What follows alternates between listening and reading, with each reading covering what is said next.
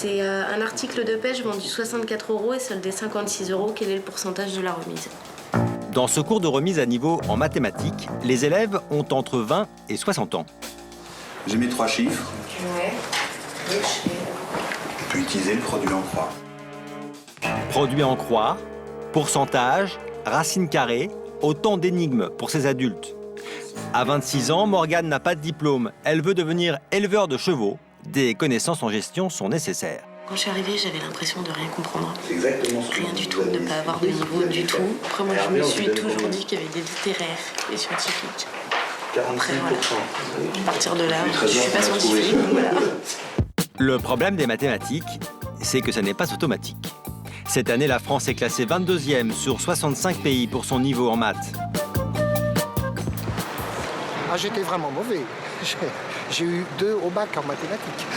Je n'aimais pas les maths. Moi, j'étais pas spécialement bonne en maths. J'étais bonne. Je vous dis 9 x 7 Ah oui, c'est loin en fait. Ouais. 7 x 9 56. 63. Ah, 63. Les mathématiques sont-elles vraiment indispensables?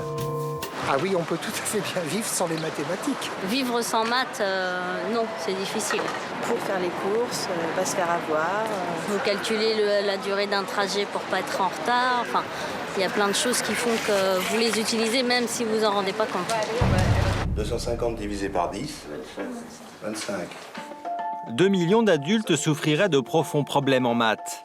Une situation handicapante, surtout face au monde du travail. Tous les exercices qu'on fait, c'est tout ce qu'on voit en 3e, la proportionnalité et les pourcentages. On sait très bien que la plupart des gens ont oublié ou ne savent plus faire. Des maths, on en fait tout le temps, sans même s'en apercevoir.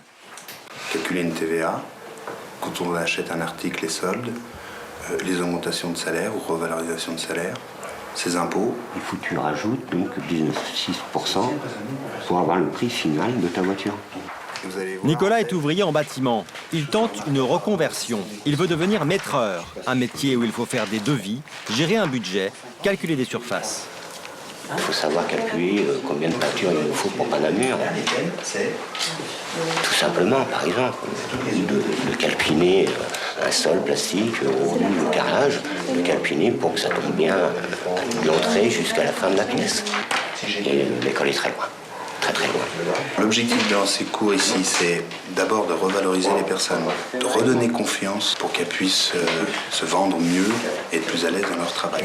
Les difficultés avec les mathématiques peuvent aussi être liées à une pathologie. C'est le cas de cette femme de 41 ans. Elle veut témoigner anonymement. Nous l'appellerons Lucie. Donc moi je suis secrétaire, je vivais sereinement et il y a 2 ans on m'a confié une tâche supérieure donc dans mon travail, une petite caisse à compter. Il fallait le faire, je le faisais, c'était pas juste, je recommençais et j'avais toujours pas compris. Et là je me suis dit mais jamais j'y arriverai. J'avais les mains qui devenaient moites, c'était un peu comme une phobie, j'avais du mal à toucher cet argent. Donc je suis allée voir mon médecin, il m'a répondu que peut-être j'avais un souci avec les maths et on a découvert que j'étais dyscalculique. On peut pas dire que j'étais nulle en maths mais que j'avais cette faiblesse au niveau des chiffres. La dyscalculie est un trouble de l'apprentissage du calcul. Pendant 39 ans, Lucie pensait qu'elle était juste nulle en maths. Elle s'était habituée à vivre avec. Souvent, quand j'allais dans un commerce pour acheter le pain ou quelque chose de simple, je donnais un billet parce que je savais qu'on allait me rendre, mais je ne savais pas combien on allait me rendre, combien, si la commerçante s'était trompée ou pas, si moi j'avais reçu plus ou moins. Et j'utilisais des petits mensonges du style « ce n'est pas mon porte-monnaie »,« excusez-moi, je ne vois pas bien aujourd'hui ». Et puis je reprenais ce qu'elle ne voulait pas, mais je ne savais pas du tout combien ça faisait et ce que ça représentait. Suite au diagnostic, Lucie suit depuis 2 ans une rééducation avec une orthophoniste. Donc, avant, comment vous vous y preniez quand vous voyez ça et que je vous demandais, par exemple, de calculer le nombre de voitures? 1, 2, 3, 4, 5, 6, 7, 8, 16, 17, 18, 19, 20. Voilà, donc là, il y avait un comptage, en fait. Elle pointait chaque fois. Et puis, vous auriez peut-être utilisé, à ce moment-là, quand même une opération, non? Vous auriez fait, non? Je pense qu'au tout début, non. Non. J'y aurais pas du tout pensé. Donc là, moi, je vais vous proposer ce travail-là. Je fais disparaître tous les 1 au profit d'un nouveau 1 qui va être ça.